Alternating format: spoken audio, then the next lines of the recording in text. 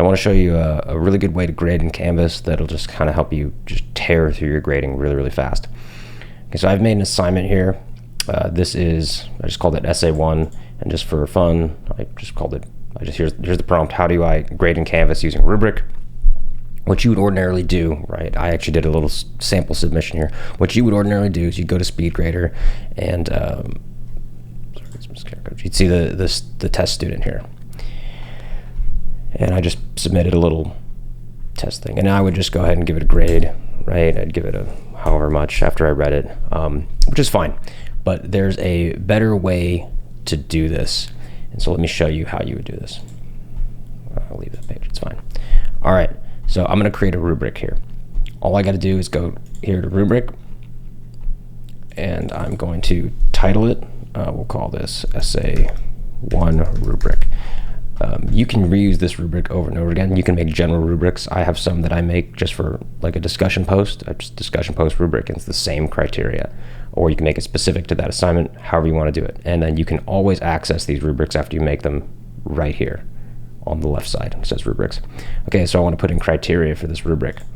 So I'm going to go here, just click the edit button. This criteria, I'm going to call it answered the prompt. You could put a long description in. I'm not going to. Doesn't really matter. So that's the criteria. Now I determine what deserves what rating. This assignment I made out of 10 points, so I'm going to ultimately want to make sure the total here adds up to 10. But for the first criteria, we're going to say just automatically puts full marks here. I'm going to actually call this excellent. You can do whatever you want. I'll say an excellent. Rating on this criteria gives me 5 points, and we'll say student fully answered prompt. Update that rating. Okay. If they didn't quite do so well, we need another criteria. So we'll call, actually I'll add another one right here. Okay.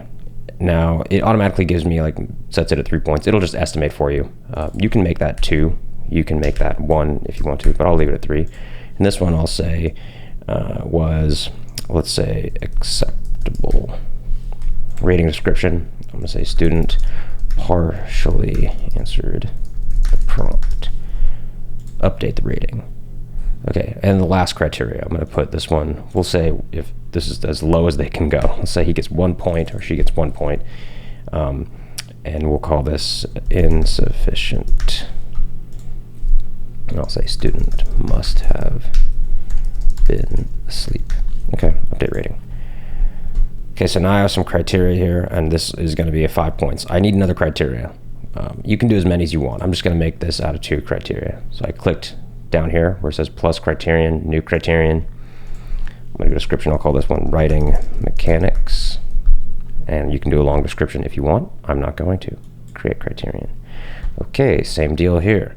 I'm going to have the full marks is going to be 5 points. I'm actually going to call it excellent, just to keep with the same descriptor as the other. The other one I'll say writing is free from spelling and grammar errors, whatever.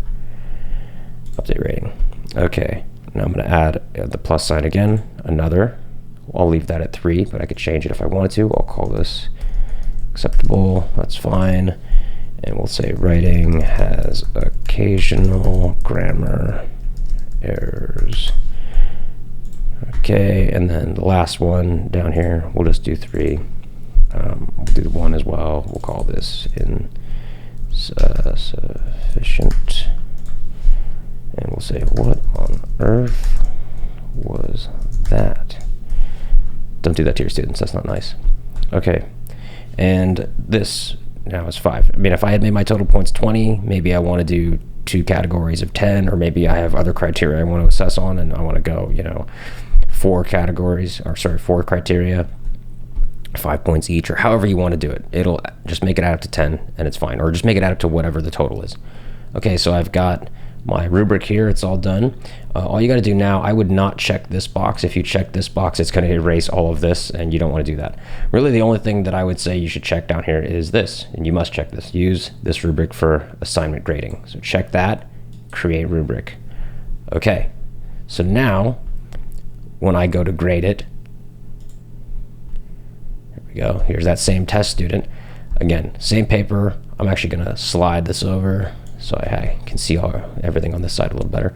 Same paper, but this time, instead of me grading it from memory on what the rubric is, and they're not sure if I really graded it objectively right, view rubric. Aha.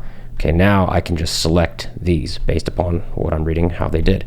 I would recommend you make your rubrics pretty detailed. That makes it easy for me, so then when they say I want feedback, like, well, built into this, when I grade it, they've got some feedback. So how does this work? However they did, I click it, right? And you see the points change over on this side. Let's say this, I found this to be acceptable. They partially answered the prompt, gives it 3, and then the writing mechanics are fantastic. So total 8 points out of 10. Save. Graded it for me. And you go to the next one, grade again. I can change this if I want to. Let's say I decided, nah, that wasn't right. 5 points. So that's how you use the rubrics. I can do as many criteria as I want. I can do as many different rating levels as I want. Just got to make sure it adds up to the total amount of points that are in the assignment. And I can split these, I can div these points up however I choose to. But it just makes it a breeze to grade through. You just run through your grading. It's really wonderful. So there we go, 10 out of 10, move to the next one. So that's how you use rubrics. Hopefully this helps you, and have fun grading.